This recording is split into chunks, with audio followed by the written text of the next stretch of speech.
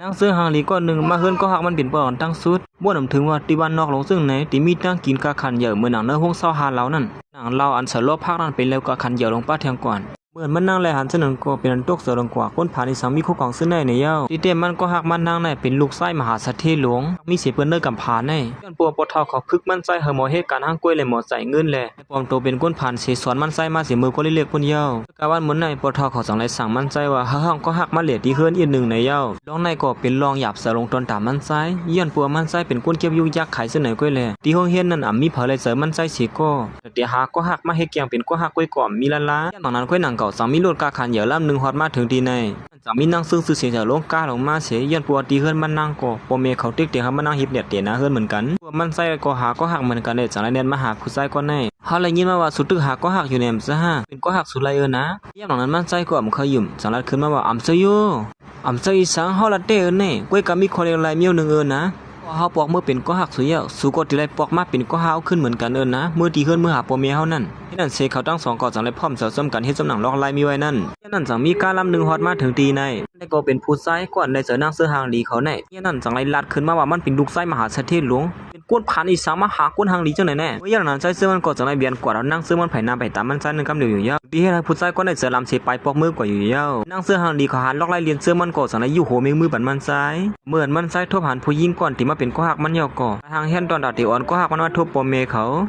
าเลยฮู้เขาซึ่งนั้นก็จังไรเฮ็ดตัวเป็นก้นผ่านกว่ากำเดียวอยู่ยาวอย่างนั้นมันไส้ก็จังไรอ่อนเอาก็หักมันฮอดราถึงที่เฮือนเขาในอย่างนั้นแม่มันไส้ก็จังไรอยู่กับน้ำเนงสิปันผู้ยิงก่อนในมันนั่งไรกินน้ำเนงเยาก็เป็นอันตกเสือลงกว่าสิว่าน้ำเนงในกะคันเหยาเต้ในน้ำเนงในตอนตัดเตละหยีมันมาใน1 กำหมื่นก้อยมี10,000เงินเขกว่านั้นเลยนะนางก็จังไรถามใจซึ่งมันว่าสุรัตว่าสูเป็นก้นผ่านอีสังลาลิวาเขาก็เมื่อเลยยินซึ่งนั้นเฮ็ดตัวซ้ำปมเขาถูกสีอีกแล้วจังรัดว่าเม็ดเด็กเขาเนื้อข้องมือก่อนป้อนไหนก็ให้เขาเฮ็ดพักเสียก่อนอย่างนั้นนั่งซื้อหางดีในก็จังรัดว่าหาได้มาใส่เมียปลาค่ะนะได้อยู่ลองตั้งเฮ็ดสารมันนั่งนั่นถึงตีโปใส่เสื้อมันแหละเขาเลยหันเจ้านั้นก็เป็นอันปิ้งโปหันเสือเตี้ยวว่าอยู่เยอะก็สังรัดว่าตีเจ็ดด้วยปืนเก็บตัวผู้หญิงก็ในว่ามันเป็นผาลูกตีเลยมาในนั่นก็สนใจกับสืบกว่าตีคู่ใหญ่ตีห้องเฮ็ดนั่นว่าคือข้าบ่เล่งลงกับสืบมหาคาในวันมื้อในนั่นปู่ลุงก็ในก็สังได้ถามตีคู่ใหญ่นั่นว่าที่ห้องเฮ็ดสุนั่นมีผู้หญิงซื้อห้องว่าซึ่งในอยู่ฮะบ่มีไหนก็ลาดมาปั่นปืนเก็บตัวเขาอีกนึงรู้เขาเป็นผาลูกยิงผาในนั่นอย่าไปไม่เจอข้าได้เจ็ดด้วยบันกำเร็วค่ะพอใส่เสื้อมันก็สังรัดปัดแทงว่าอ๋อปีแน่ๆเขาได้เฮ็ดปังป้อยแต่ก็กับไก่อีสานเฮาสิก็คือนั่นก็หาถึงว่าลูกเฮาเฮ็ดที่สุดนี่แหละที่ห้องสูงมากเขาโฮมซ้อมเลยอยู่ลุงก็ในก็เมื่อเลยยินจังนั้นเป็นซุนจมจะเดียวว่าอยู่อ๋อยินจมได้ค่ะเลยเขาโฮมจมจังไหนเด้ข้าเป็นคู่คนเดียวกันกี่จังไหนเสียสังไรตัดมาเกินดีนางซื้อมันมาสวยเมใจซื้อมันเฮ็ดเขาพักอยู่นั่นอย่างนั้นมันใจก็ย้อนปวมหัวปมเมเขามักมีเลยจังเอาขึ้นมาตอนรออันเฮ็ดพักอันนึงตอนรออันมีกาขันเหยอะนั่นอย่างนั้นนางซื้อหางดีเขาในก็สังไรยิบด้วยเราจนได้สิรัดว่าโอ้โหเราได้เป็นเรากาขันเหยอะนี่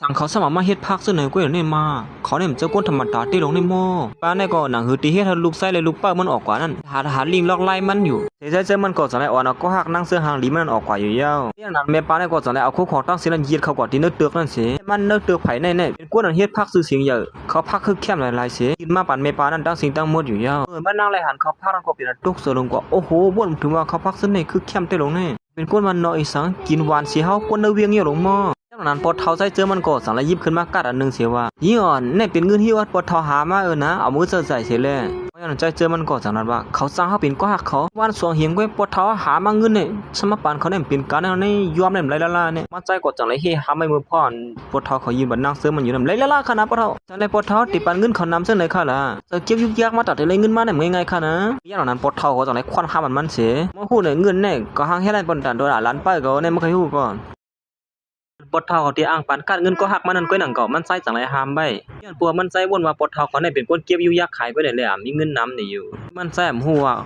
ก้นที่นั่นน่ะเฮิรนเขาได้เป็นก้นมักมีลงเท่ๆว่านี่นั่นว่าหัวอันไหนก็ห่างแค่ในปันต้นตัดล้านเสาก็ล้านป้ายก็เนี่ยโอ้โหวันนั้นข้าปดเท่าเอาไว้แลยิ่งอ่อนปานนั้นก็ให้ซื้อยังก็เอากว่าซื้อกินหมดแล้วน่ะนี่นั่นเสก็หักมันใส่ก็สามารถยินตัวเมียข้าปดเท่าเอาไว้ปานนั้นก็อย่างนั้นก้อยหนังเก่าเมมันใส่ก็สังละยิบสายข้ออันนึงมาปั่นนางซึ่งมันก่อนในเป็นสายข้อเมปาปั่นสวยเลยนะไว้บาเป็นคู่ของทั่วการเป็นปอนทั้งสุดนี่แหละสายข้อในปลาหางแห่ได้บนต้นตัดลูกปลาในนะอ๋อยินส้มเตี้ยวค่ะนะป้าอย่างนั้นมันใส่ก็จะไล่ลูกมาหามไปเถียงเฮ้ยสุนัยหือแล้วเนี่ยมาดีในก็มาเอาเมียวเรื่อยๆจะไล่อยู่มาเขาก็จะไล่เขียมันมือมันใส่เฉยแล้วว่าลูกไส้เตี๋ยวในกว่าที่สังก็รู้ได้ถ่อมความมียิ่งเงินเมื่อใครฮู้ก็หาในโป๊สุดถ่อมความเก่านั่นเอาใส่ข้อในคอยมันก็หักมาย้ำมือเหลือนั่นแหละมันใส่ก็จังดีให้จึงเหรอนะจากนั้นเยี่ยวใส่ข้อเตียนเมฆเขาปานั่นสิหอยปันนั่งซื้อมันกำเหนียวอยู่เย้าอะไร อะไรบ่ไหนก็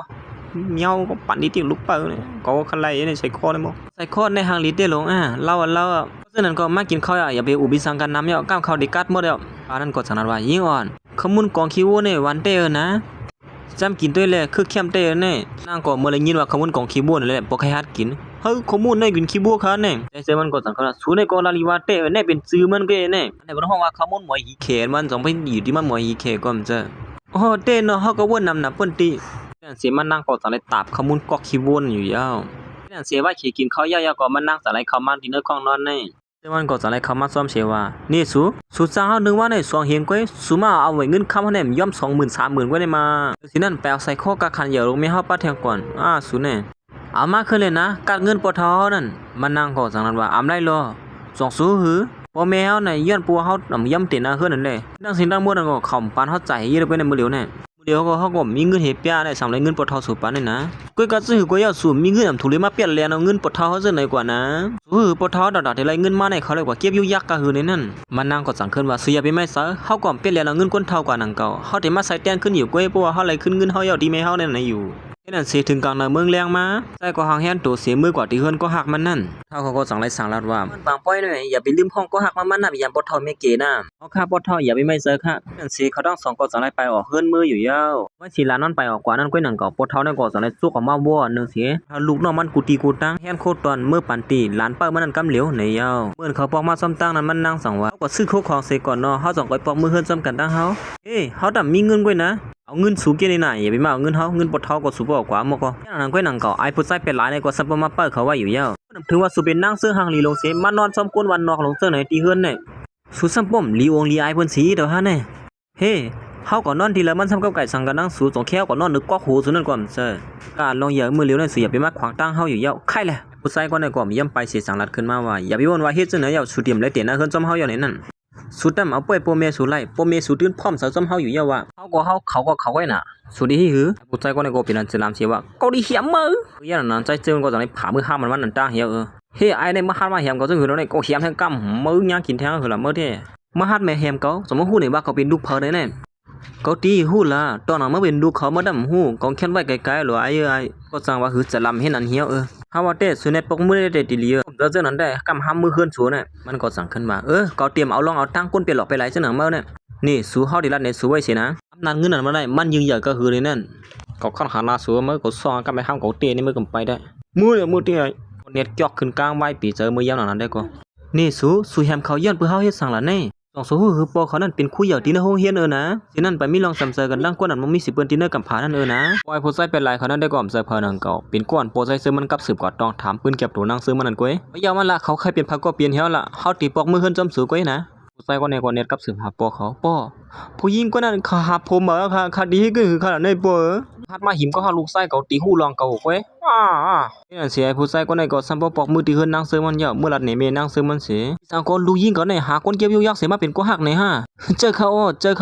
ผู้นี้นั่นนะเฮือนเขาก็เก็บอยู่ยักขายเหมือนกันเขานะเมื่อนั้นปอนางเซมันก็สั่งว่าอำเซโยลูกยิงเขาในสายตามันบ่เคยลีเสด้านในก็มันก็มลาลีเฮ็ดจังนั้นก็เซเมื่อก็ลาลีว่าก็อยู่ไอ้ยามนั้นก็นั่งก็นางเซมันก็สั่งให้ฮอดมาถึงดินในตั้งใส่เซมันนั่น